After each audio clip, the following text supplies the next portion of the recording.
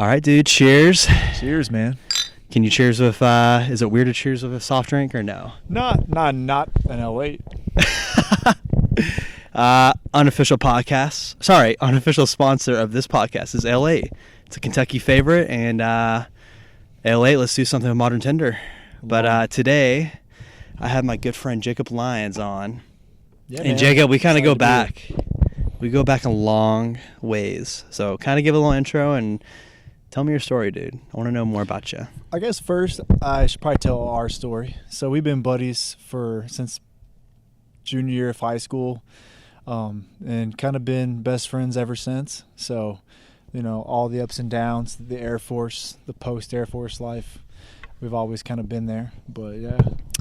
Yeah, so I'm from Fleming County originally, and back in 2012, my dad worked at the Louisville Air National Guard base. So we actually moved to Shelby County High School. Met some of your buddies over there. Yep. But then 2013 is whenever I transferred to Martha Lane Collins High School. And yeah, I remember meeting you, dude. We went hunting. Our first hunt together because, we obviously had a lot in common. And, I told you I hunted in Eastern Kentucky and did a little bit of buck hunting and turkey. And Yep. I think our first hunt together is when we went crow hunting. Oh yeah. That's a good memory. Good times. Yeah, we had painted. He told me he had decoys of crows. They were cool. They was, I took some styrofoam and I was spray painted them You black. spray painted it all. Put us a little closer, right didn't- there. There we go. Didn't work, but we gave it a good shot though. Yeah. Yeah, that was 2013. 2015, we both graduated high school together. Before that, we both had interest in joining the military. I remember you were kind of tied between the Marine Corps and the Air Force. Yeah, I had kind of some legacy Marine Corps with my father, but that kind of fizzled pretty quick, and it was Air Force. After the first maybe 2-3 months, the Marine Corps fizzled, and I was kind of full into the Air Force. Yeah. Now that I look back on it, but what made you want to go Air Force? I don't know if it was just a lifestyle that I perceived from the beginning versus the Marine Corps, or if it was just in the influence that your dad had, what my dad kind of inputted. I don't know. It just kind of naturally went that way. Mix of everything, yeah. I wouldn't say it was one specific thing that drove me to it versus the Marine Corps. I think just the overall lifestyle pushed me in the course of the Air Force. Yeah. Yeah. Yeah, we had 4 classes senior year together. Piano, pre-calculus as a senior in high school. So that's kind of funny. Yeah. We didn't do the best in that class. What else we had? English? We had English, and we had something else. I can't remember what it was. We had one more class. I can't remember what it was. It wasn't physics, was it? Like a pre-physics class? I don't think so, no. I never took physics in high school, I don't think. I don't know. It was... I know we had 4. It was 4 straight, though. Yeah. I'm pretty sure, yeah. It was every class. And we planned that, and I kind of regretted that after because we almost failed. That's what we had to enlist in the military, dude. A prerequisite piano class, that's pretty sad in public school. And we about did. So that's bad. Some good times, dude. Shout out That's Mr. fun. Powell. He Probably doesn't want to hear from me ever. I was at Whole Foods yesterday, and I thought I saw him. I was like, it wasn't him. It was just another bald-headed ginger dude with a beard. But, yeah, shortly after that, we both enlisted. I enlisted in the Air Force August 2015, and then you were November 2015, right? Yeah, no, November. But then we both got lucky in a sense. And, I wanted to get stationed somewhere far away from home, and so did you. But, what I was looking for is more foreign country. I got lucky with Japan. I'm a quarter Japanese, and that was something that I never really got to experience with my own heritage. Being here in the States, and, man, that was such a blessing, was to get stationed over there, meet some of my family for the first time in Japan. And, similar for you, I remember talking about this on the phone, years ago, but you got stationed in Montana. I know it was pretty. It was definitely destiny speaking. The way we both went, and you went to Japan, I went to Montana. It shaped the course of our young adult life for sure, and then which of course shaped the rest of our life and how we kind of went the rest of our life. But yeah, Montana was one of the key changing points of my life for sure. Go ahead. I couldn't have asked for a better place to be stationed. Yeah, and what ways, and like I said, I've with social media, it was really cool to, I guess, use it more as a tool of like, okay, think about like when our parents had Facebook for the first time. They're like, oh, we're able to reconnect with all our old classmates from high school. Yeah. They hadn't seen them in years. And then, obviously doing a little stalking and seeing where Billy went and Jill went and everybody else, But, for us, I think that was cool. I don't know, at least for me, was seeing like your life, living through your life on social media. And I remember you would post a lot of your hunts out there. You got into like big game hunting out there, which was really cool. Yeah, I did. I definitely, growing up, I always had the desire to get into this different aspect of hunting that I was kind of raised. Our small culture here in Kentucky is raised into. I always had a lot of desire to go into more mountain hunting, more big game, more adventure-based hunting, and Montana just threw me right into the gauntlet of the fire, and it was a sharp learning curve, but it was just exactly what I needed at that age. It was, it's awesome, I guess. In the hunting realm, and at least from what me and you did growing up as kids, and what we're still doing out here, we do a lot of whitetail hunting in the tree stand.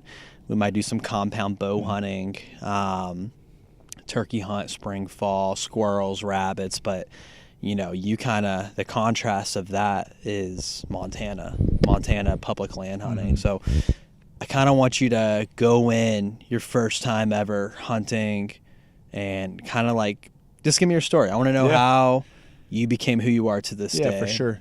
So let's see, I got to Montana in early April, and it took roughly, I think it was like 3 or 4 months of me living there before I could buy tags. So once I got tags, it was right in time for that fall season.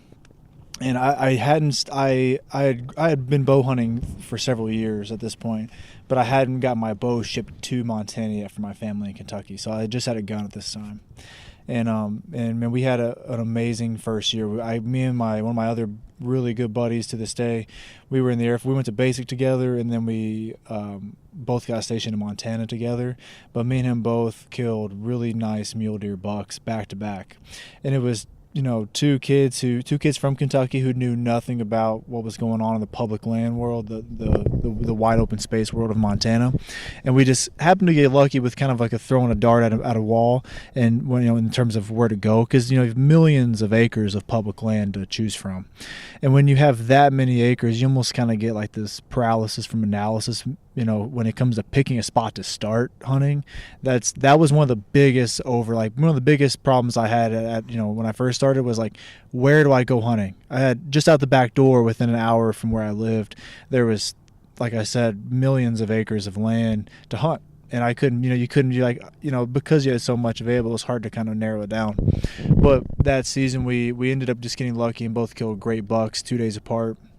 And from that point forward, we knew like, okay, this is where we're meant to be at. But that home was pretty awesome. He called, so when he killed his buck first, and he called me and he said, hey, I just shot a nice buck. It was several miles deep in some public land, and so I immediately, first thing I did was jump in my truck and drove, and I got there getting close to dark, and he was, like I said, 3 or 4 miles back, and I just started hiking to a pin that he gave me, a satellite pin, and we got there, cut the buck up, and packed it out. And then the next day we had a plan to go to another spot, and we drove all day the next day, got to another spot, spent the night, woke up, hunted, and I ended up killing another nice buck that next day. So from there forward, I was like, okay, this is it. This is hunting. This is what I have been wanting for the last 10 years of growing up. This is what I wanted to hunt. This is how I wanted to hunt. This is everything I could have asked for. But it also at the same time humbled me, because we didn't have any gear. I was wearing, cotton clothing, blue jeans, just didn't know what we were doing. Barely got off the mountain that night when I killed my buck, because it got dark. We couldn't figure out how to get back to the truck. We were just really unprepared kids who just kind of fell into an awesome experience. But from there forward, each year I was just like clawing, trying to figure out how to bridge the gap between a kid who grew up in Kentucky hunting in a tree stand to mountain hunting. And each year was like, okay, I grasped a little bit more of technique, or maybe it was a little bit more of gear, or whether it was a little bit more of how to actually go out and do these big hunts. And it started off with just that rifle hunt, and then it was kind of like, okay, how do I backpack hunt? And then it was how do I archery backpack hunt? And the next year was, okay, how do I traditional archery backpack hunt? And each year was just like kind of like another layer getting peeled back in the learning process. But that first time was really a humbling and humbling experience, but it lit a fire in me for sure. Yeah, I think that's part of just finding passions, is like you have to get thrown into that. If you want to do something, like you're just gonna do it. You're gonna figure it out. You might kill yourself doing it, and it's the same thing I kind of talked about with, like, I think on episode 1, I talked about like me surfing for the first time. Like, I was inexperienced, young kid. I mean, I was literally a kook in the water. Yep. Didn't know what I was doing, and like freaking broke my nose, dude. I think you remember that. Yeah. You probably don't remember. I sent you like a Snapchat. I do remember. Yeah. We flew to Tokyo for a mission, and dude, mine all from like, I guess, going up in altitude, like swelled up my whole nose, and dude, I was in so much pain, man, and like no painkiller could hurt, but like I don't know, that didn't scare me.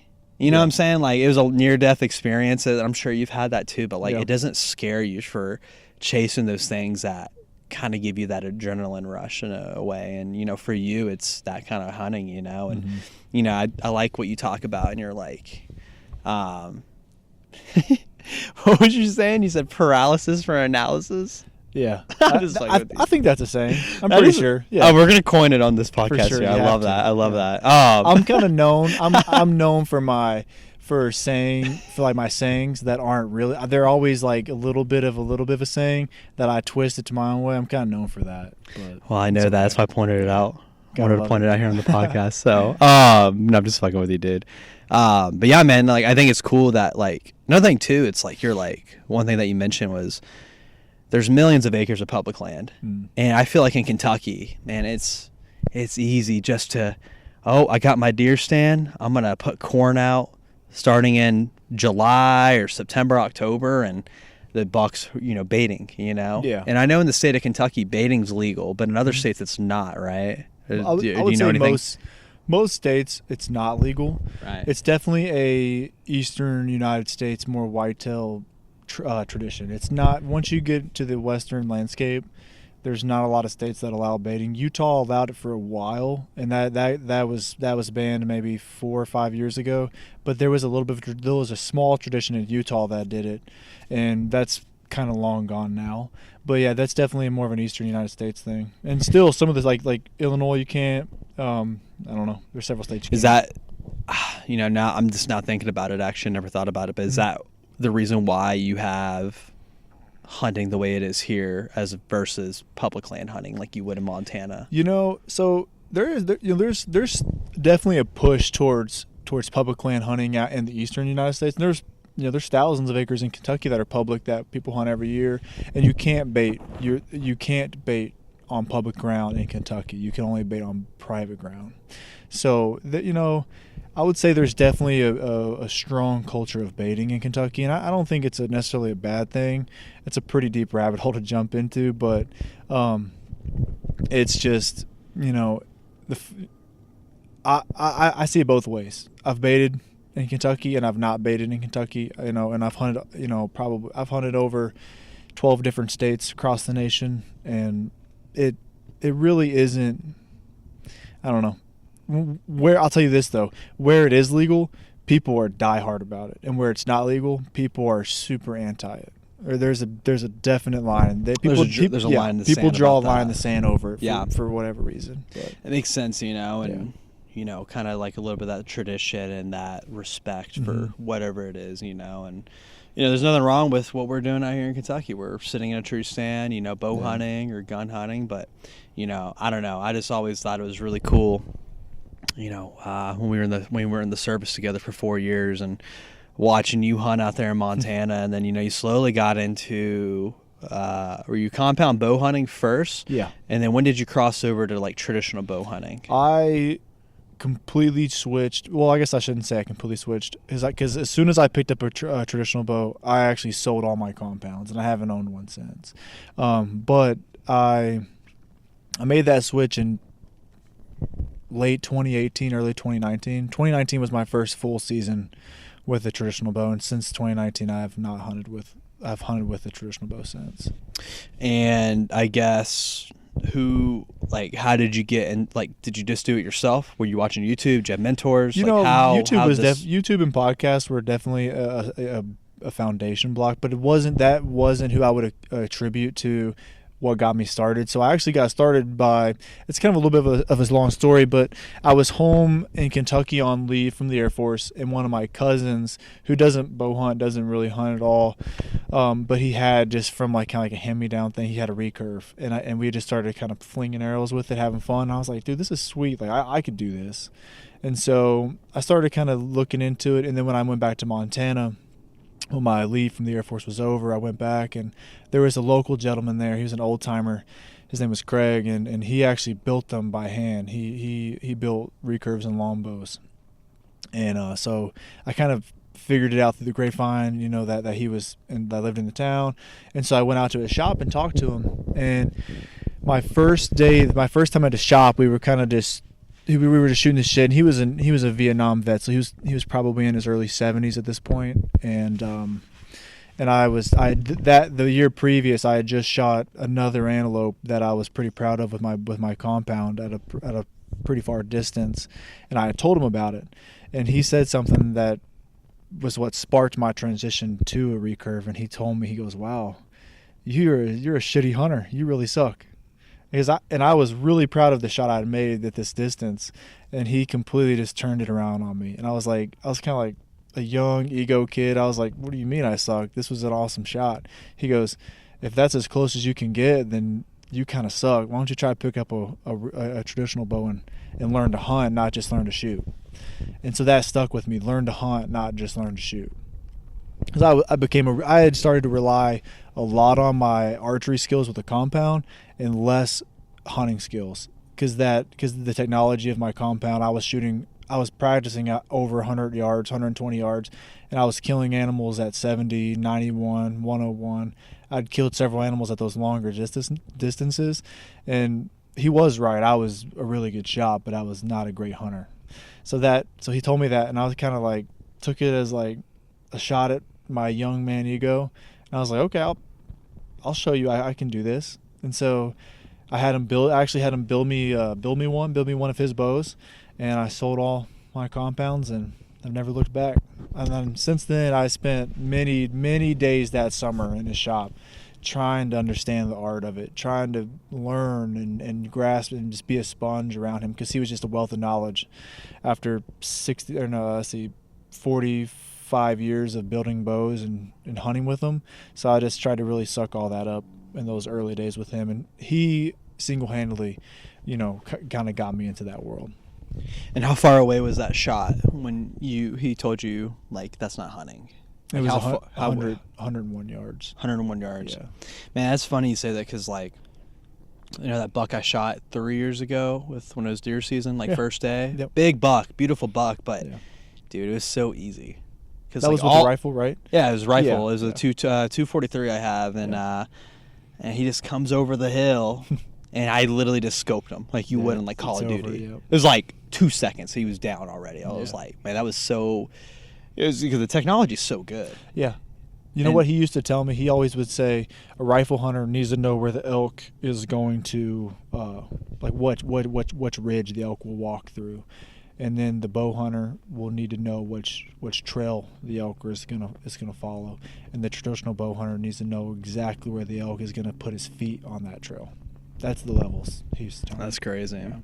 And I have a compound bow, and I mean, to be honest with you, I don't hunt as much as I wish I did. I hope in the future I can get more into hunting again, like get back into it. But being in the military and living every freaking where except for home here in Kentucky, it's been kind of hard to kind of get back into it. But yeah, I just remember like the days when I had my compound bow, and just sitting in the tree stand. But man, there'd be so many big, beautiful bucks near me, but I just can never get a shot. And if I had a gun, I mean, I could easily just all over.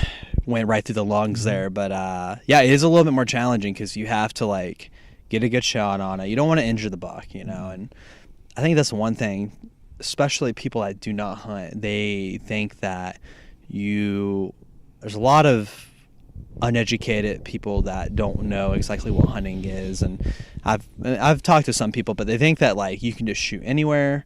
You're going to injure it if you could, and that's actually not the goal at all. The goal is to have a clean kill and for that animal to feed your family and nourish you. And obviously it is a trophy, and show off its beauty. And but I think one thing that I'm kind of getting off subject just a little bit, but we talk about like factory farming, and people that eat meat, they don't really care where it comes from, but then they might see a picture of somebody hunting and they're like, oh, that's so terrible, you're killing this animal.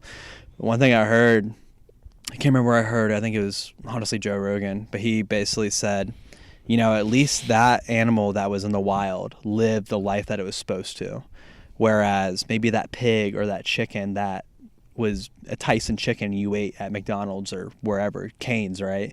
It didn't get to live the life that it should have been, like how it was supposed to be on this earth. And, it was stuck in a cage and, it's factory raised. So that's one thing that I really appreciate about hunting, and is that, yeah, you are going to go out and kill. Your goal is to kill something. Your goal is to harvest an animal. But I guess part of the satisfaction is that you're actually hunting it, and that that it lived a good life. You know what I'm saying? 100%. Yeah. There's hunting can get a bad rep sometimes, and there's always bad eggs in every bunch, and that's with any hobby. But within hunting, I think because we are out there taking the life of animals, that it can stir emotions in people. But I think a lot of that's just not being that exposed to hunting or that educated about it. I always look for those conversations in public, and it's never in a way of confrontation. I always do it in a way of education, and I'm a big advocate on it. I could talk all night about what it does for my family, what it does for the animals I hunt. I know that I know a lot more about the animals that I hunt and the way that they live in their landscape, the way that they use the terrain, the way that what they eat, and all of their habits more than a lot of people. And I have a lot of love for the animals that I chase, and a lot of admiration for them. And you hit the nail on the head with they're living the life they're supposed to. And a death from an arrow is the best death they're going to get in where they live. Animals absolutely starve to death, they die of thirst, or they get eaten by their animals. Or they get hunted by coyotes that will nibble at their feet, and then they bleed out. There's no that's a slow there's no pretty terrible death in nature, sadly. So getting an arrow through the lungs is the quickest and painless way to go. And you're going to be nourishing another, a family of humans. That not only that, if you don't nourish your family, I know in the state of Kentucky, a lot of people will donate deer meat to the Salvation Army. People that are less fortunate. Yeah, the program is called Hunters for Hungry, and for anybody that hasn't heard of it, I challenge them to look it up. It's in a lot of states, and they donate. I don't want to say some arbitrary number, but they donate thousands of pounds of ground venison to the Salvation Army and to local food banks all across the nation. A ton. It's extremely common, and almost every butcher shop in most of your local towns are within the program. So if I kill 5 deer a year, I can take 2 for my family, and I can give 3 directly to local food banks. Yeah, and another thing too, and I kind of want to mention is how big that I've noticed in the hunting community that like they're more conservationist too. Mm-hmm. Conservation efforts with the fish and wildlife of each state, and what's great about that is that those guys also go after the guys that do illegal poaching, mm-hmm. furs, spotlighting at night. Almost, and you can almost guarantee that majority of cases of poaching and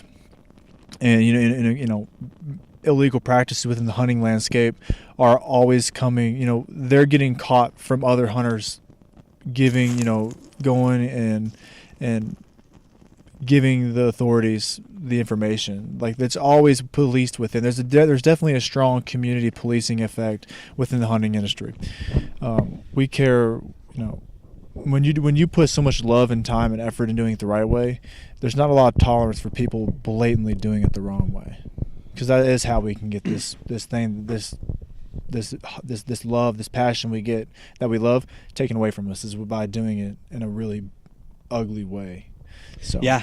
I mean, and not only that, like, taken away in the sense that there's less people doing it, and the government has to kind of step in, or maybe they might talk bad about hunting and fishing, you know what I'm saying? And then at that point, and just kind of going off subject of this a little bit more, but I know in like the state of like Hawaii or like California, there's areas where like, oh yeah, no hunting allowed, but the state will take care of it, or the federal government will come in there with Speaking of that, let me tell you about this. So Catalina Island in California. They have an insane mule deer herd that's on that island. It's actually a coveted herd. And there has been historically no hunting on it. I guess I shouldn't say historically, because historically there was a big hunting presence, and then in the last 15 years or so, they cracked down, and there's been no hunting on it. Now these mule deer have overpopulated this island, and so instead of opening up a season or a draw, which brings in revenue for the state, brings in money for the state, and allows hunters to go in there and ethically harvest these animals, which then utilizes the meat as well, the state instead decides to just do a cull. So they go in with lots of different means. I can't speak on exactly the means of it. Sometimes they use helicopters, gunning from helicopters. Sometimes they use trapping and then dispatching that way. I don't know the details of what they did, but they did a cull on the island. There was a proposal to do a massive cull on the island, instead of so that now we're using the taxpayer dollars to go in there and eradicate these deer. The meat will go to waste, and it's just lose-lose. So you could easily open it back up. Hunters would flock into the draw system to try to get a tag for this coveted island with this rich history of hunting. You can control the population. It brings in revenue for the state. It allows the meat to go to use. Instead, they proposed this opposite bill, because that I don't know exactly the politics of it, but luckily, to my knowledge, it was shot down. I don't think it went very far. But that, and Hawaii is known for this too. Hawaii is a really bad state for this as well, where there's this abundance of non-native wildlife in Hawaii, and there's no native predators in Hawaii. So, the Spanish goats that are all over the island, the feral pigs, they spread like they're already those two animals are mass producers anyways, and there's no native predator to keep them in check. So without hunting, they just destroy the native flora and the native fauna. So with that being said, like, if you just allow open hunting, then you can control those numbers, utilize the meat, bring in revenue for the state. But instead, sadly, Hawaii does a lot of aerial gunning. They go in and they just shoot from helicopters, and then the animals just rot. And that's the justification. It's kind of like what we talk about, is they are technically invasive species. Oh, 100%. They were brought in back in the 1800s. Yep. But but another thing too is, like, I think there is a small revival in hunting over there, because I know a lot of guys that kind of got into like bow hunting and gun hunting out there. But I remember there definitely is a big hunting scene there, from what I've seen. I remember when you came to visit me 3 years ago. You went hunting on the west side of Makaha, right? Yeah. And wasn't your name the only one in like 2 weeks to hunt? Because you had sign in or something. So in this public area, public land. And like you said, on the west side of the island, there was like this sign-in book that you had to sign in, and it maybe people just didn't sign in. I don't know, but when I went, there had been no one for 3 or 4 weeks in that area, and this is a massive landscape, And I went there on a whim, because that's what I like to do. I like to see new areas, try to figure out the puzzle of the hunting, just get to experience it, and it was awesome. It was everything you could have wanted. It was massive peaks. I mean, you were starting at sea level, and the top of the peak were just shy of 2,000 feet. So like, you have these massive peaks, jagged peaks. There's the beautiful understory that that is all Hawaii. There was pigs everywhere. There was goats everywhere. It was a bowhunter's paradise. And I'm sitting here like, why is no one in this? This is crazy. So yeah, it was a great, man. It was a beautiful mountain. That picture you have, I think you posted on. Do you have the picture on your phone? Actually, I want to see if it works. If your phone's not dead. Yeah, I love to vicariously live through my friends, but dude, that was such a cool picture because you had the goat strapped to your back. Yeah. And dude, what kind of goat was that? What do you call? So they're just like little. Basically, they're just little Spanish goats. I could be. You might want to fact check me, but I'm pretty sure they were brought there by the Spaniards, and they're just like kind of like a feral goat. But they're all over the island. You can't. I mean, I remember when I went to Kauai, like I saw a bunch over there too, at Waimea Canyon. Yeah, it might take me a minute, but. Yeah, man, that was awesome. That was a good hunt. But. Yeah, it's a sweet. It was a sweet hunt, and that hunt was hard. It was a jungle. You have to, on that day I went there. Well, I guess I was there several days, but we had rainstorms. It was windy. It was beautiful, and it was really hot, but it was just starting from sea level, climbing up roughly 2,000 feet to the peaks, and then chasing those goats around was a ball. And that was when I was pretty new to my traditional archery, journey. And I was still learning. I was still trying to get it all, still trying to put the pieces together. And it was like, okay, I could go hunt one group, and then if I bluffed it up, then I can go and find another group pretty easily. It was a very low risk style hunt. It wasn't that like it was like, okay, I'm gonna hunt for 6 or 7 days for one opportunity. It was a very opportunity rich environment for a bow hunter. So if you're if you need to get reps in as a bow hunter and want a beautiful adventure hunt, Hawaii is the place. It's the unkept secret. And I guess I wouldn't even say it's unkept secret. I think it's just the travel that deters people, because it's so much travel to get there. Housing's expensive. There's a lot of for just a feral goat. There's a lot of logistics to it. But with you being there at the time, it was pretty easy for me to make it happen. But generally, I guess that's why it isn't overhunted. But yeah, right. That meat tastes amazing too, dude. It was surprisingly so good. Goat meat. Yeah, who would have thought that it was so? We just seasoned up the backstraps, threw the whole backstrap on the grill, sliced it up thin. It was actually. It wasn't really, much really there, good. but dude, it was some tasty game, dude. It really was. I wasn't. I mean, and I'll be the first to say, like, I wasn't that excited about what the taste was gonna be. I figured it wasn't gonna be that great.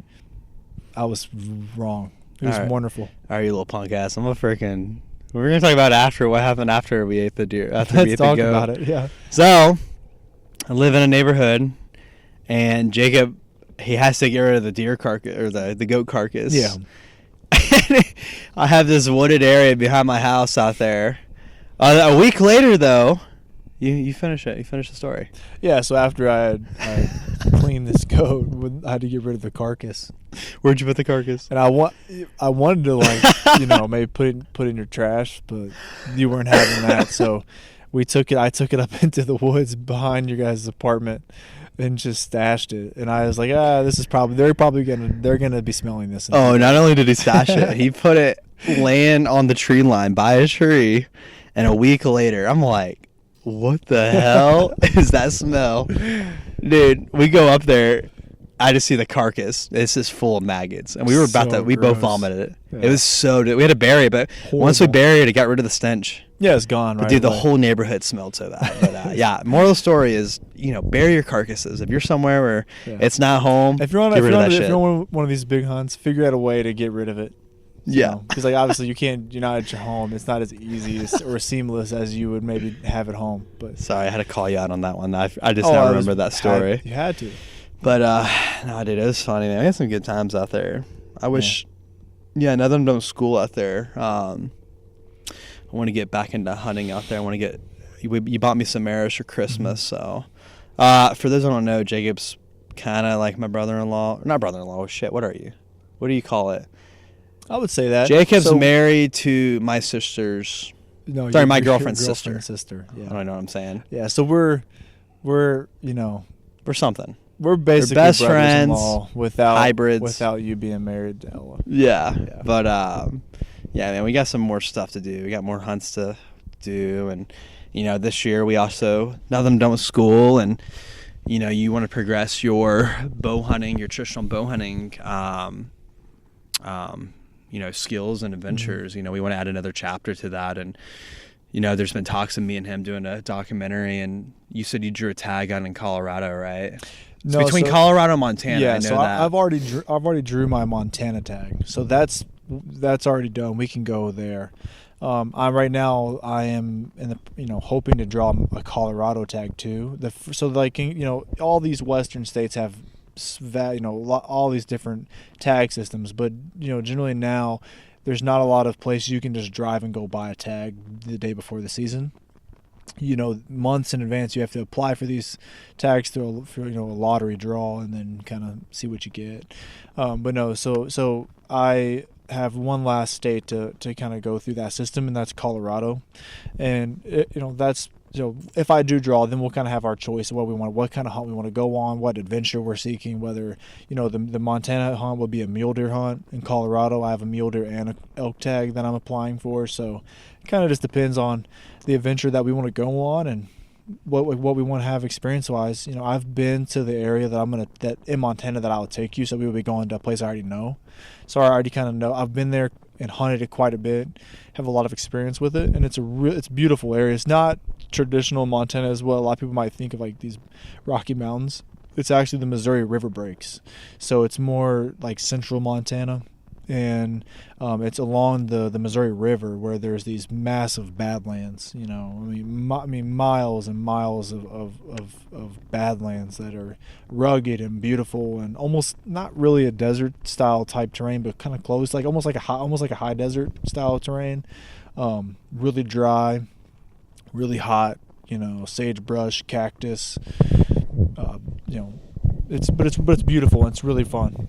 So that is one option we might go on, and then the other thing would be Colorado, and that'll either be a high country mule deer hunt, or it'll be chasing elk in September while they're bugling. So it's kind of, we'll see where the wind takes us out. Dude, west. yeah, I guess. Man, I'm really excited, dude, Yeah, man. because You've never been on a hunt like this. You've never been on an I've only adventure. only hunted Kentucky, and yeah, it's really about it. Yeah. I mean, I fished everywhere else, but that's You never truly backpacked either, correct? nope. Yeah, so this will be Except for SEER, which is for military training, like survival school. But this will put Sear to shame. I guarantee it, dude. Yeah. We had to eat MREs, and you felt like shit, and Yeah. we were up sunrise. Go to bed as soon as the sun go down. But no, I'm ready for a true adventure, and I think that's something that I love is with especially this company, and the videography journey that I've been on is just like, it's just fun to Just as much as this adds another layer of challenge for me bow hunting, it's going to add another layer of challenge for you and your videography skills. Oh, absolutely, dude. Because whether you've started off making videos when we were in high school, just kind of silly, funny videos, to now where you're at, you're a professional.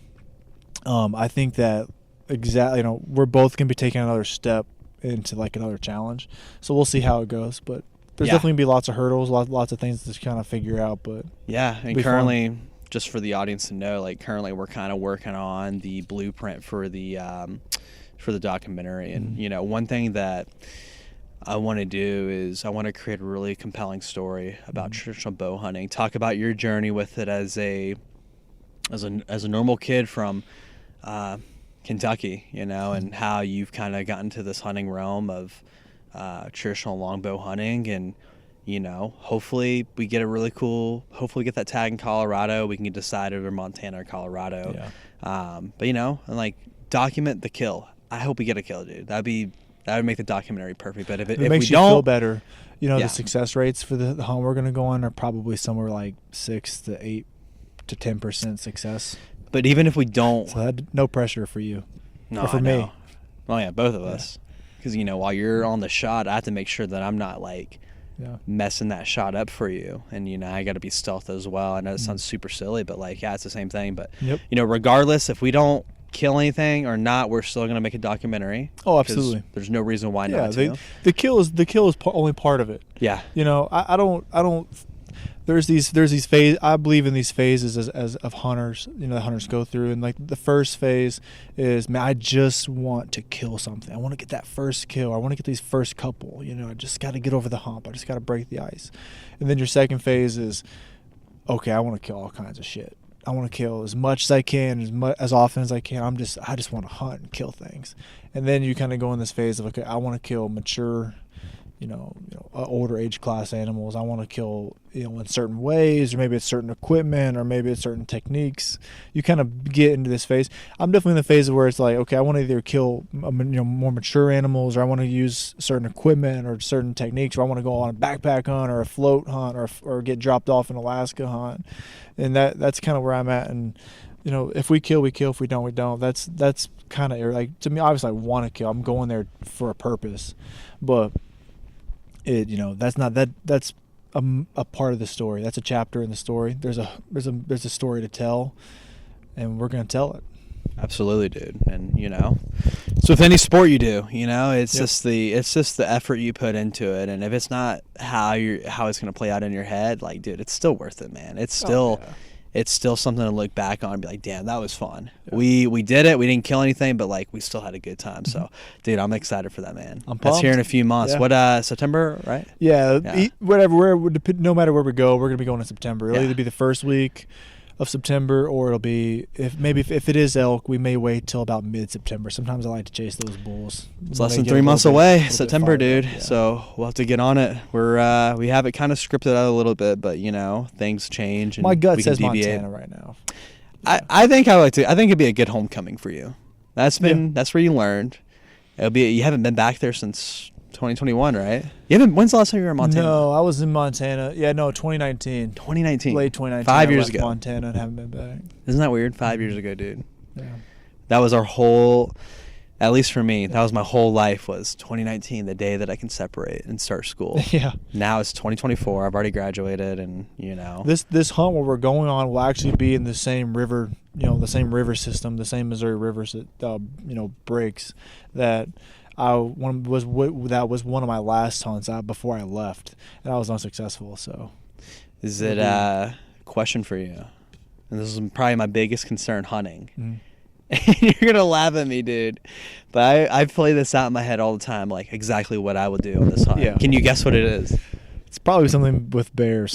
Yep, dude. Grizzly bears, bro, or any bear. Luckily for you, there is very little grizzly bear presence, if none at all, where we're going. I guess my almost biggest guarantee there's zero. The only thing you're gonna have to worry about is probably a rattlesnake. As long as I'm wearing boots and shit like that, and they'll give you a little rattle as a warning. But like, is there a lot of bush and brush out there that, like, if there's a bear, let's say it's heat of the day, it's super hot, and they're bedded down for the day, right?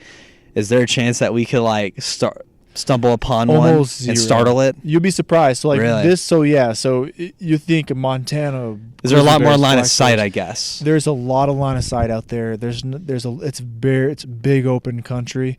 This area is Montana's a crazy state because there is there's so much habitat diversity in Montana. You have the western third of Montana is the Rocky Mountains, and then the other 2/3 of Montana are all prairie and these little pop-up isolated mountain chains, these little pancake style mountain chains, but majority of it's prairie.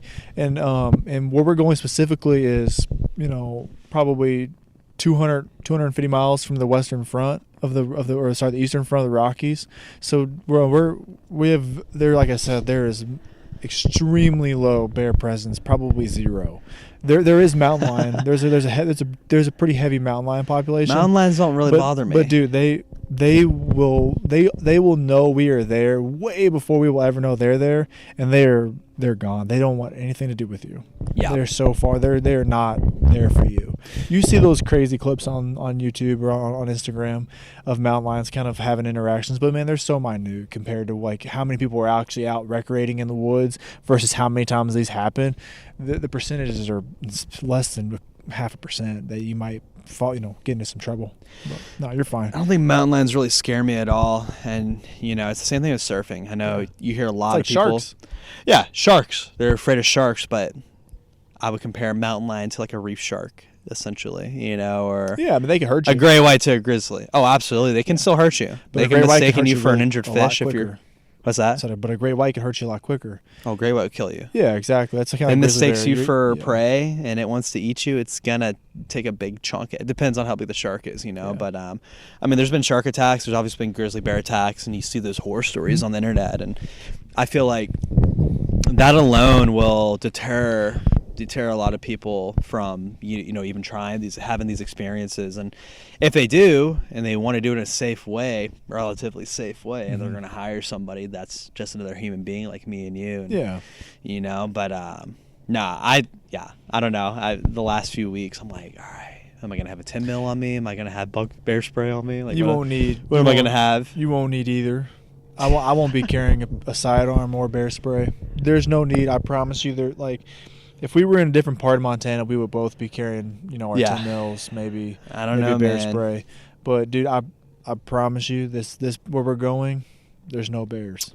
Very, very little. We'll see when we're a few weeks out. Okay. I'm gonna look at a map of. And if we go to Colorado, there is no grizzly bears. There might be the occasional that drifts through that people like that are there, but there's almost zero grizzly bear presence in Colorado.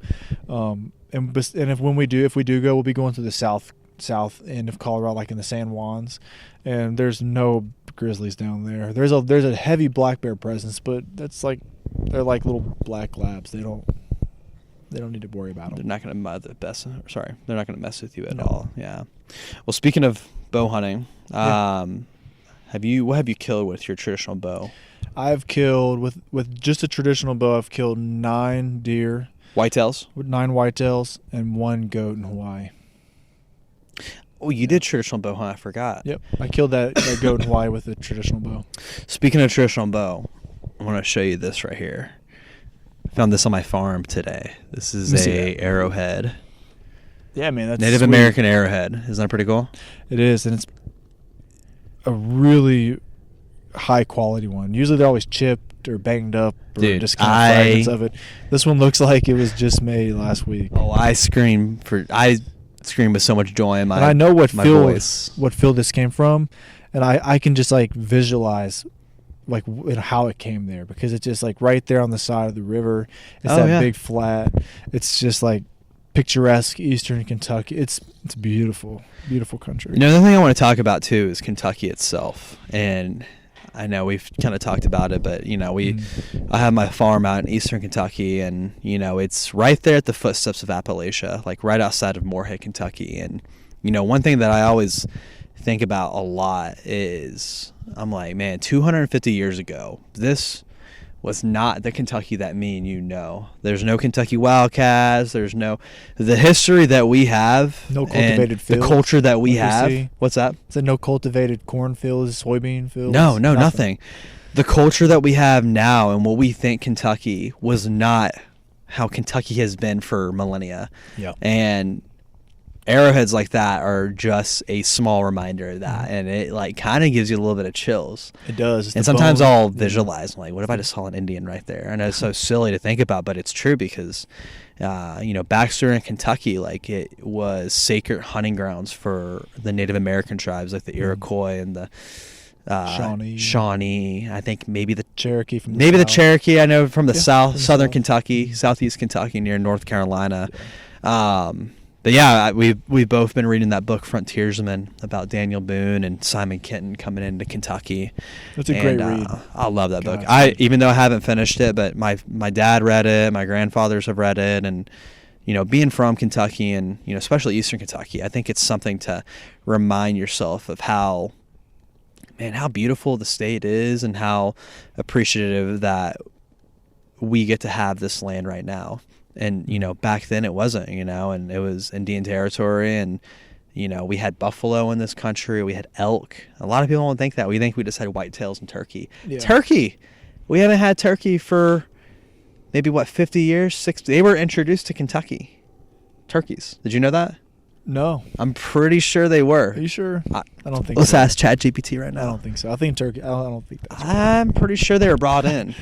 You know, real? Yeah, I'm pretty sure. Oh, did I just always get you been on here. a hunting question, dude? I could be wrong. No, I it's think they've funny, always dude. been here, It's though. I joke with Ella that I'm a Heinz 57 because she met me in Hawaii and she thought I was like a You local. are a Swiss Army knife.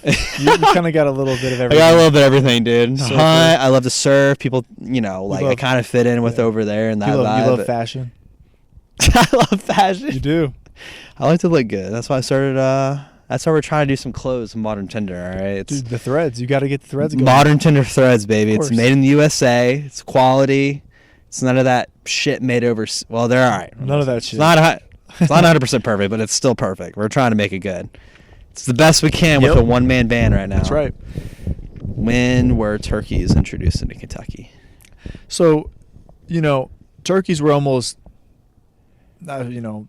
their population became extremely low in the 60s and 70s, but dude, Eastern turkey, that was a big conservational win in the Eastern United States, of like bringing their population back up to where it's at. We're kind of in this weird tipping point of it. We're definitely have a better population than we did like 20 years ago. Yeah. By all means, but they've That's never just really, better- they've never not been here. They've in like that mid, I think it was like the 60s and 70s and like into the 80s that their population dipped insanely low, and then It's they the rebound opposite, quick. actually. Was it the opposite? Yeah. Read it to us.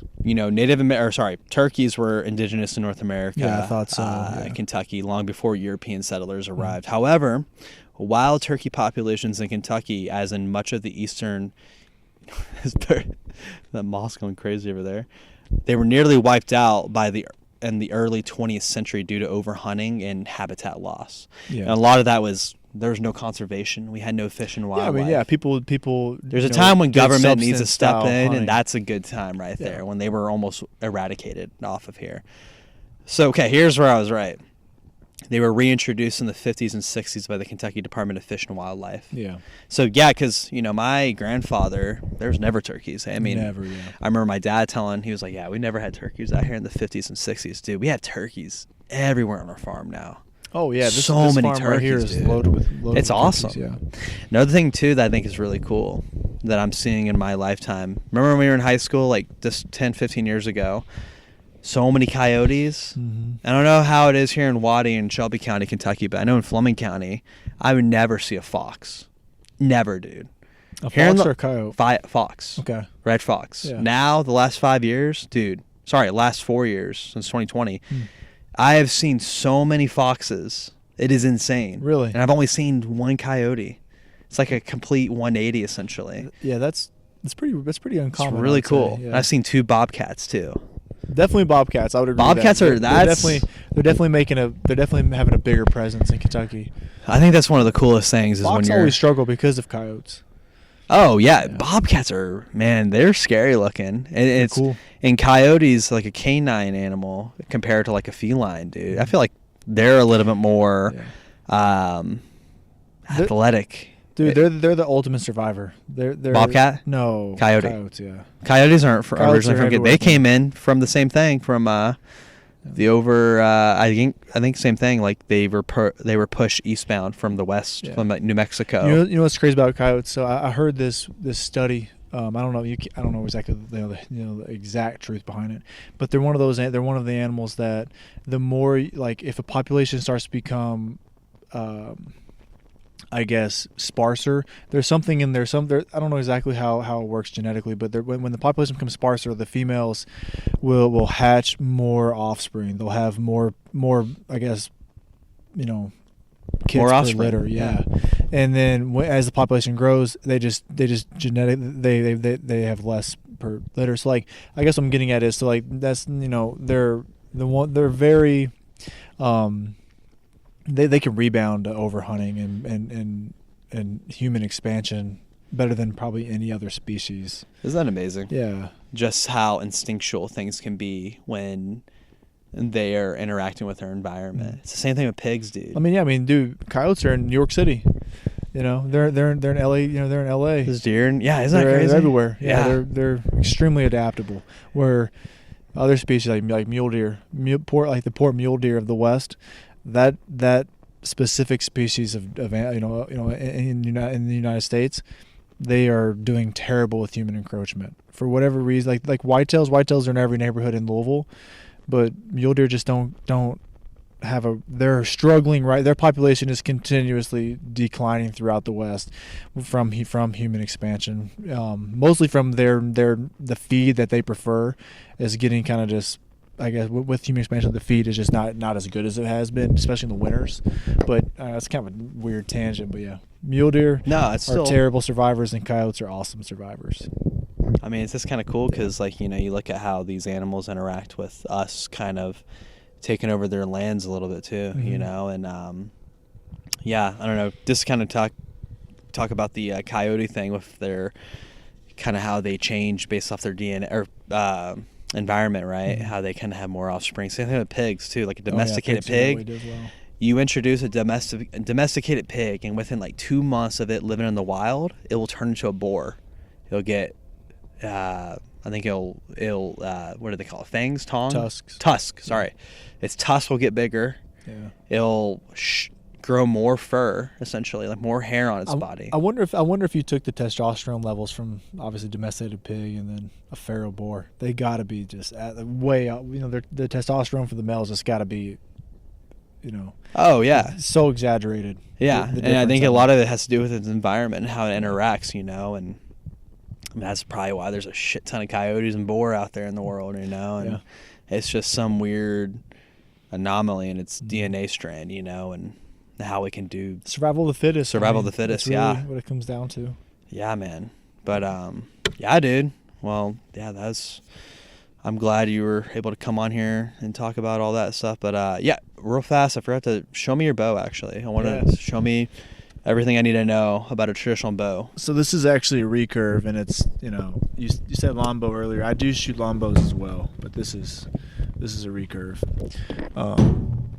Yeah, it's more of your modern style recurve. So it's actually machined aluminum in the middle. This is the riser, and we have laminated recurve wood limbs.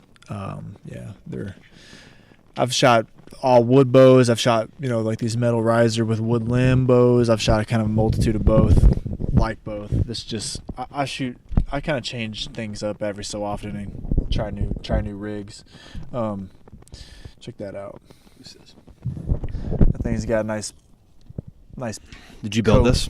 No, I guess I didn't technically build it. I put all of it together. I fletched my own arrows. This is the fletchings, if I remember right. That's the fletchings. Yeah, that's right. And if you see it's that arrow right there has been through 2 deer. Really? Yep. Shot through one. And then is this real bird feather right here? Those are dyed turkey feathers. Yeah. Have you ever built? So what do the Native Americans build their arrows out of? Like how? Obviously, there's an arrowhead right there. There's so many different flint things. with the arrowhead. Yeah, flint and obsidian were the two different types of material that were used in the arrowheads. There's sometimes they use river cane. Sometimes there's. I mean, every different part of the country used different material. I don't know all the different. What was the common woods, I guess. what is this called? That's shaft? Carbon, yeah. The shaft. What kind of wood did they use? Oh, I don't know. Probably river cane. Doug fir is another common. Douglas one. fir, really? Yeah. Well, that in today's world, like in the really traditional bow hunting world, we still use wood arrows, and Douglas fir and Port Orford cedar are your two woods that are the most common. Port Orford cedar is a little. I've used both, and Port Orford cedar is a little bit more brittle. You get they break a lot easier, and then Doug fir is heavier, which is good in some ways, bad in others. But Doug fir is a little heavier and a little more common, and usually generally known as the better of the two material. Interesting. Yeah, it's really cool, man. But I like carbon. I like, I think there's a point of like, how traditional do you want to be? Do you want to be? I mean, if we want to get super technical, did you carve that wood into a bow? Did you, did you make that own wood arrows? Like, there's a level of where you can be at. This is a nice medium. This is where I feel the most lethal and also the most primal. With the bow that you have right now. Yeah, this bow's been good to me. I've killed 3 deer with this bow. This bow and that specific arrow. That arrow's been through 3 deer actually. Yeah, man, that's awesome. So, question for you. This is kind of more personal between me and you, but for the documentary that we're going to try to shoot together, you know, for my end, I'm trying to get it like as good as I can to where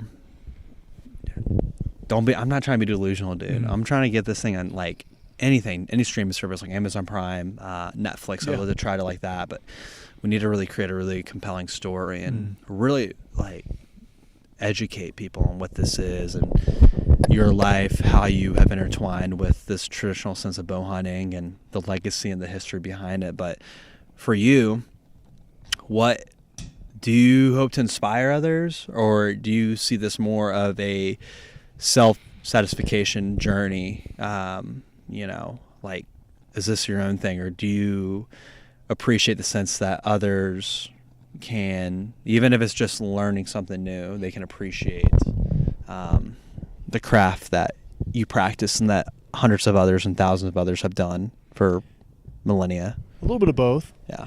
I would say mostly I want to inspire people. That's always what I want to do. I've always felt like I've had a story to tell, even from when I was little, and then it kind of has molded into this. But no, I want people to see what I want, not just the hunting community to kind of see this film, because there's a lot of guys making films about hunting. I want this film to reach people that don't hunt, or maybe they have a family member that hunts, and I want them to see it, and I want them to know that this is what hunting means to me. This is what I want. This is how I want people who don't hunt to envision it. You know, I want to inspire them. I don't really want it to be like a hard, like this is a to do of how to be a bow hunter. I want you just to watch it, and then I want 45 minutes, an hour, whatever it is, just to simulate, like, you know, to just seamlessly flow through like a flow state of me in my flow state, telling the story that I know, you know, telling my story of how bow hunting has affected my life, how it pulled me through all the hard times in my life, how it gave me something to cling to, and it gave me something to train for. I wake up every day and think about it. Wake up every day and try to better myself, to be a better bow hunter, to be a better predator. And you know, I just want people to see that part, you know, see the love and the tradition that goes into it.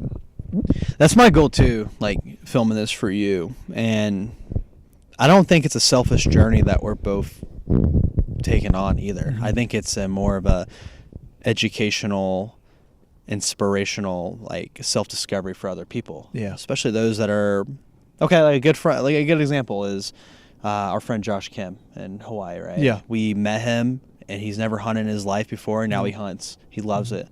But it was kind of like you shed that light, and kind of you set the standard of how a hunter should be, right? And this is how you it's proper education of how it should handle, and do it the right way, do it the ethical way. Yeah. You know, nobody likes a guy that fucking wants to be a shitbag about it and just do it for, like, you have to give and you got to take. You know what I'm saying? Exactly. Ebbs and flows, and you have to do it the right way. Yeah, I mean, I want to inspire people to chase their passions in life, whether it's bow hunting or climbing, surfing, whether it's writing. Who gives a shit what it is? But I want people to actually be courageous and take the chance to actually walk out into the fire and bet on yourself. You know.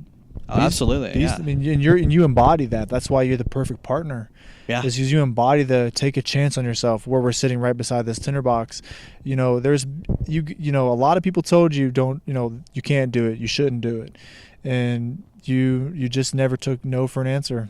And I think you know, other people should do the same, no 100%. Matter what aspect that people aren't courageous in this world. I guess I should say that. There needs to be more courageous people.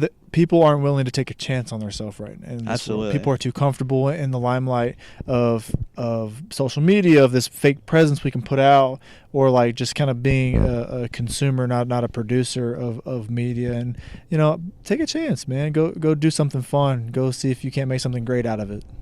Yeah, and that's, you know, like I said, I'm not a perfect example of it, but that's one thing that I've strived to do, and not to be like first, not to like, you know, big brother you, but like I've told you the same thing. I said, you need to be more of a producer than a consumer. Dude, There's nothing wrong with being a consumer, but I said those words, and those were your words to me on several occasions. You definitely helped push me to open up a little bit more to the general public, because I could.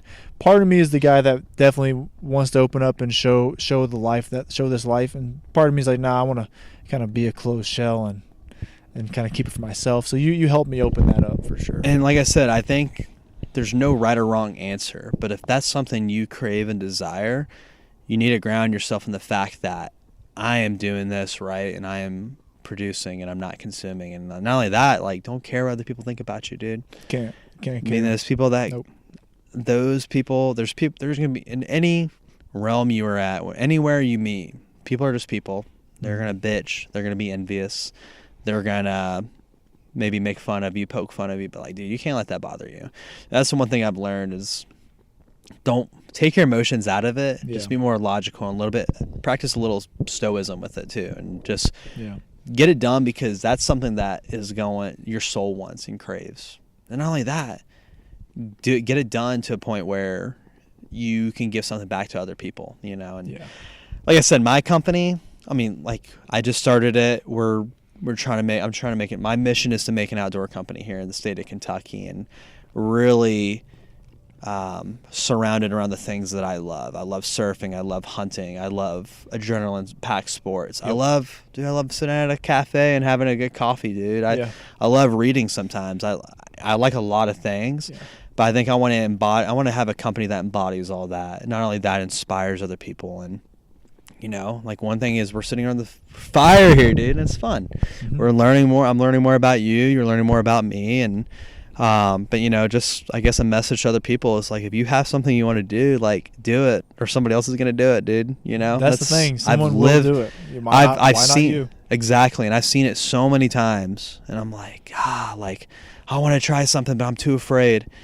Dude, to be honest with you, I took out all my military savings. I was thinking about doing investing from, like, friends and family and stuff like that. And then at the end of the day, I was like, you know what? I want this more than anybody does. Mm-hmm. I'm just going to take out. So I took out my a loan from, some of my military savings from Roth IRA, like 401k and all that to start it. But, you know, dude, you got to take risk. You have to. Yeah, you do. Sometimes just pull the trigger and, you know, do it for yourself sometimes. And I guess that's a good thing and a bad thing too, because sometimes I justify things that I'm like, oh, I need it for the business, like a new camera. Yeah. I really need it? No, but do I want it? Sure. Sure do. You know, but yeah, man, no, I'm stoked, dude.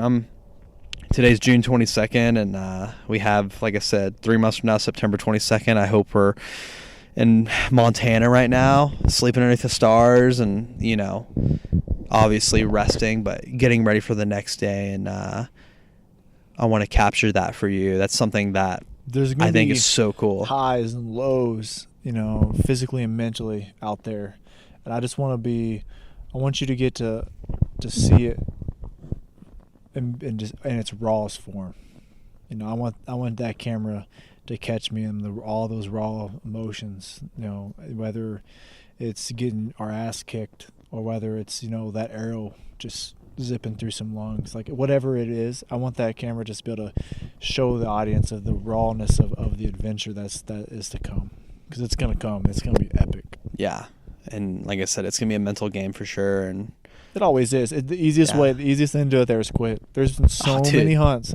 I've been on so many hunts where day 2, day 3 goes by and we quit because, you know, the truck seems like our gear might have got a little wet, or we're kind of hungrier than we thought we were going to be, or maybe we're not seeing what we thought we were going to see. And you can it's so easy to find excuses to quit out there, that you got to dig deep and just keep pushing, because success, especially with traditional equipment out west, success is so difficult. If you're not putting days, 6, 7, 8, 9, 10, 12 days in a row trying to figure it out, put the pieces together, your chances of success are so low. You really got to grind. So I'm excited to show you that grind and go through it with you, have you as an accountability partner as well, to be like, no, dude, pull your shit together, and we're staying, like all those things. And it's gonna be exciting. It's gonna be fun. Yeah.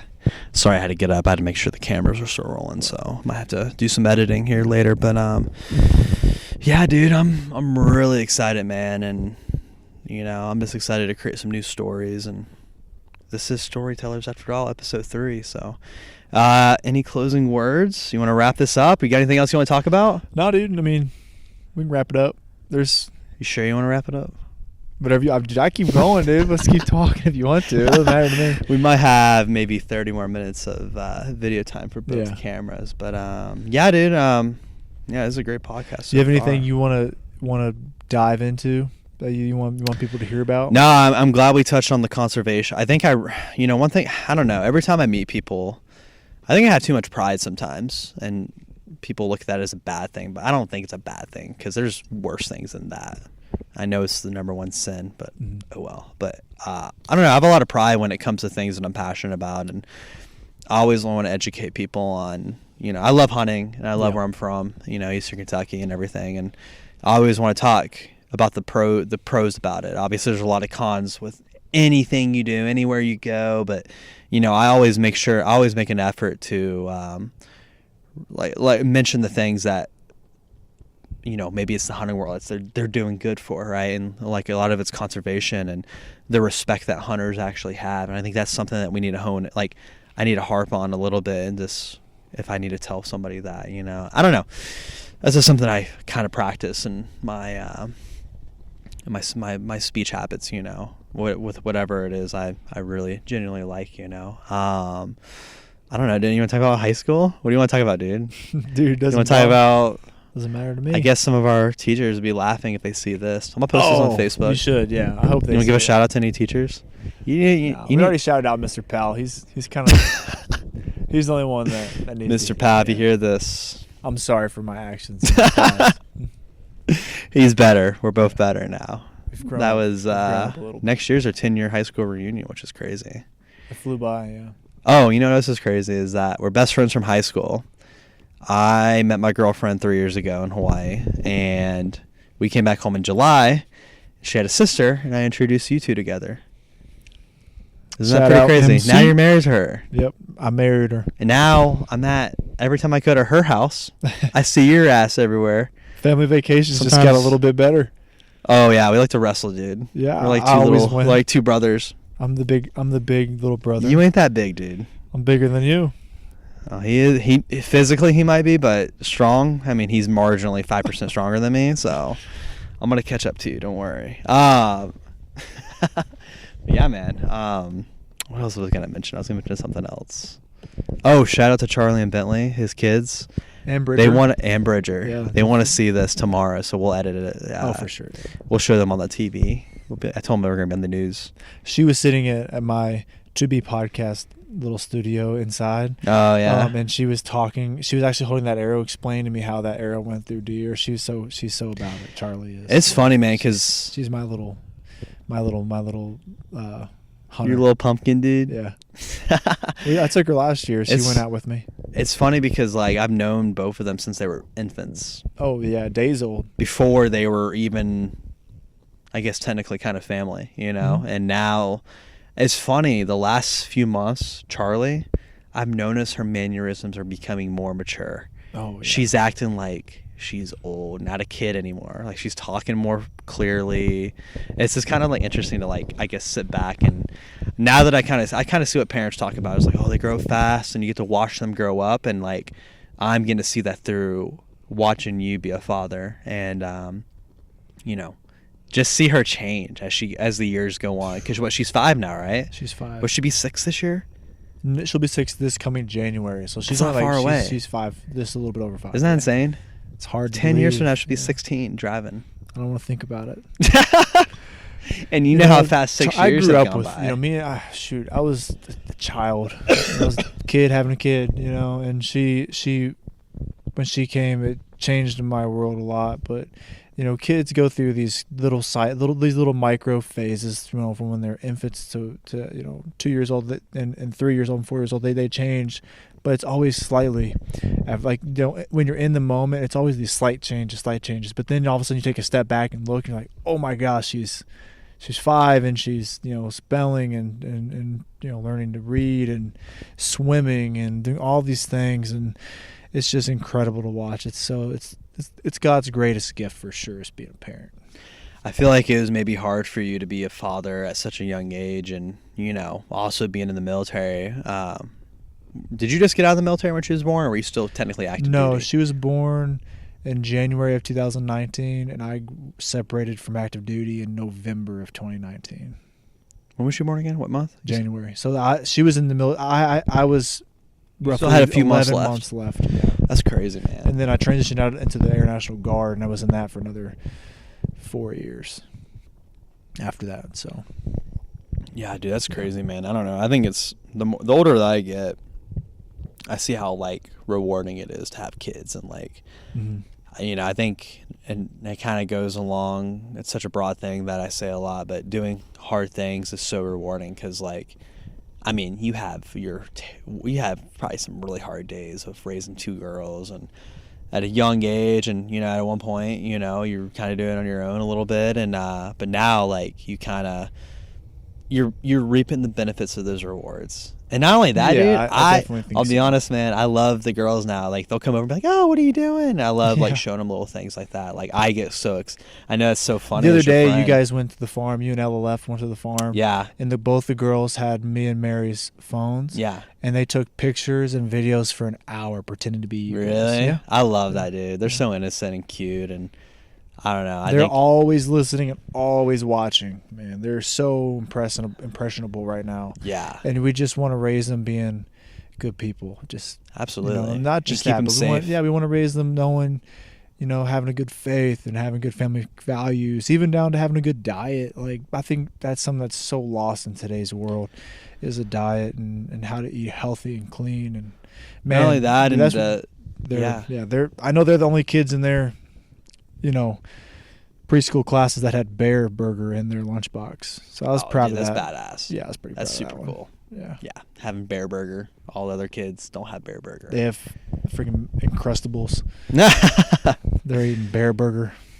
I know, right? But yeah, man, I think it's cool, dude. And, you know, I don't know. I've always been, I'm very blessed to have a great family, and, you know, so have you been. And Yeah. But we do have some friends that don't really kind of had that growing up, and I hope that if they do start their own family, that they can create that for themselves, you know. But man, there's some people that it's just really hard, that, like, they don't have that good framework to kind of base off of. And I don't know, I always try, like I said, I try to help people, or, like, extend a hand out and be like, hey, dude, like, if you need help or anything, because, you know, a lot of our friends now, when they were kids, when we were all kids, they didn't have that kind of that initial supportive framework.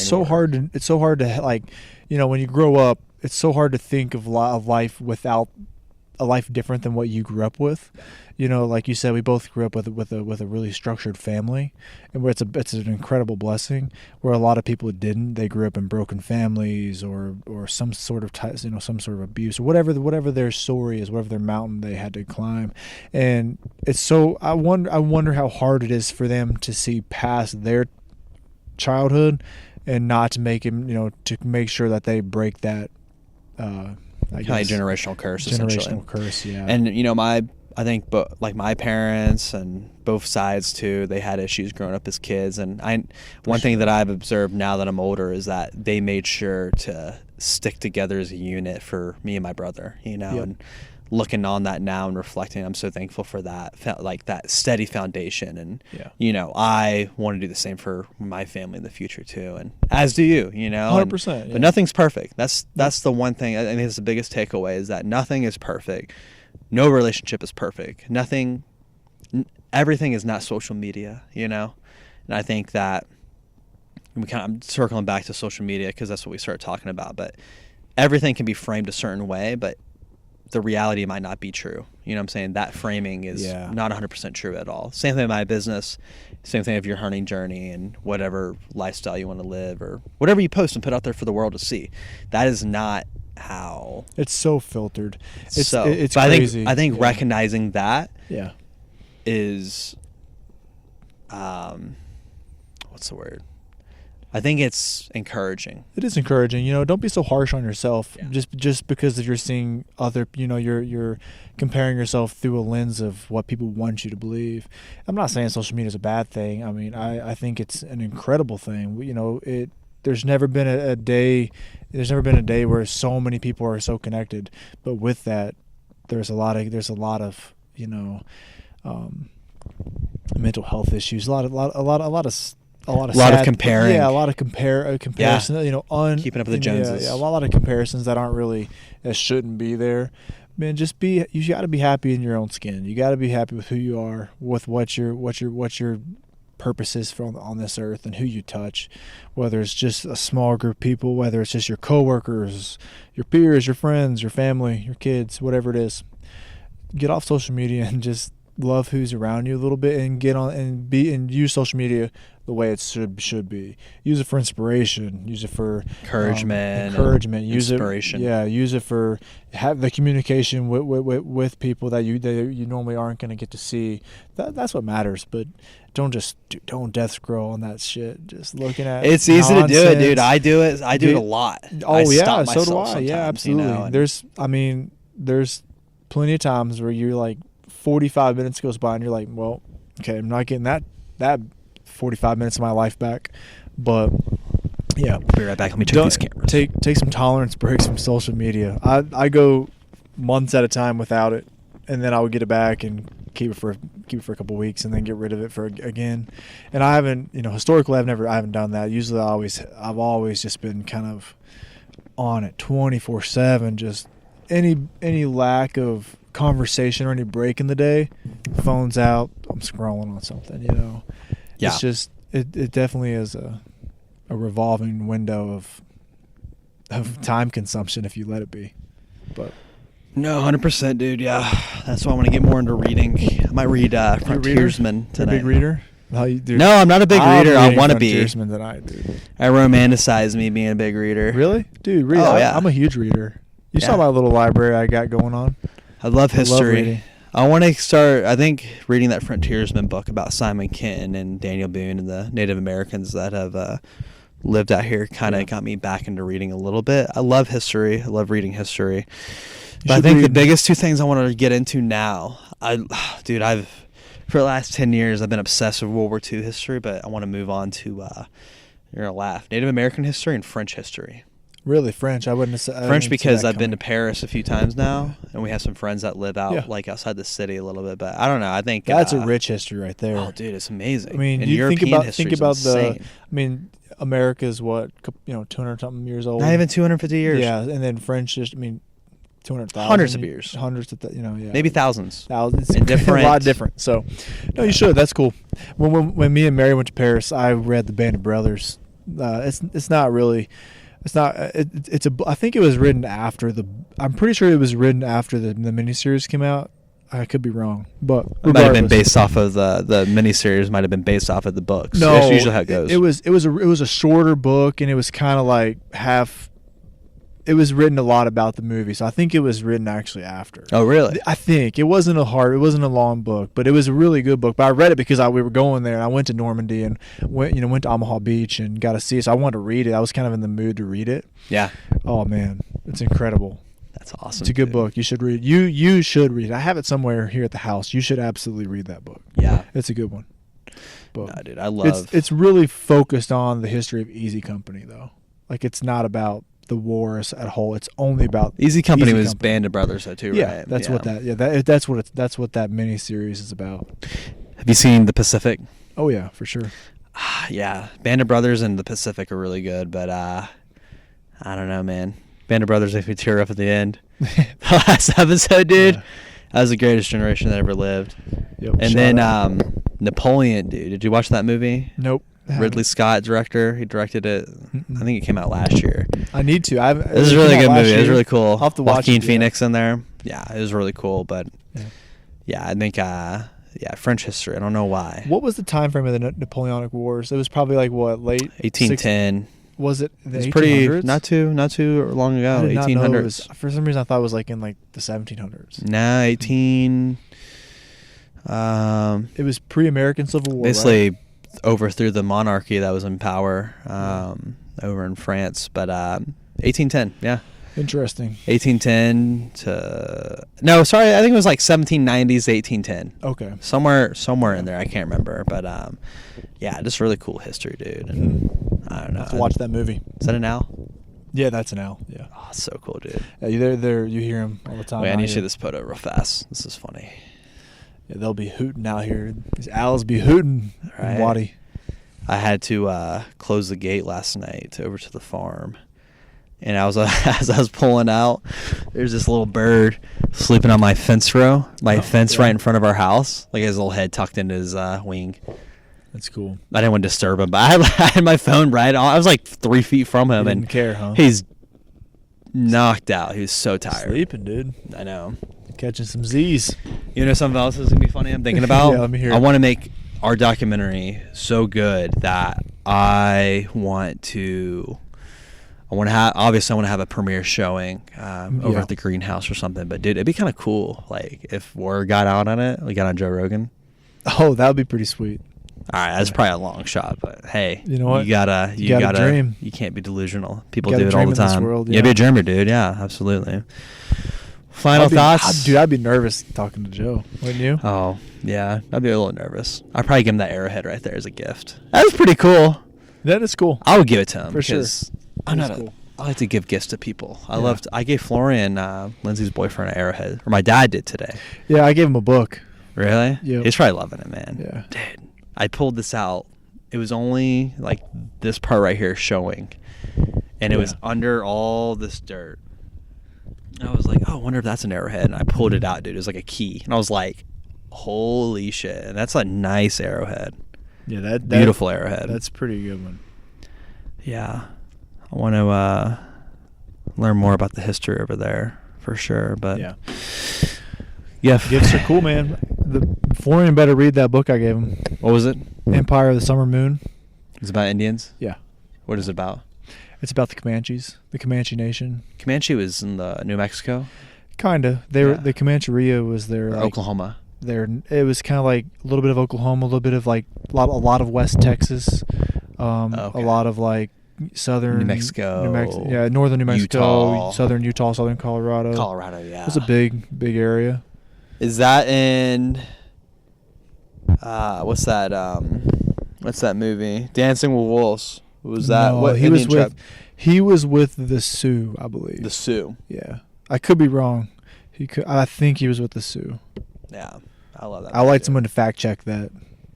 I want to see if someone. I'm gonna have ChatGPT fact Yeah. check this. Look for it me. up. I'm curious.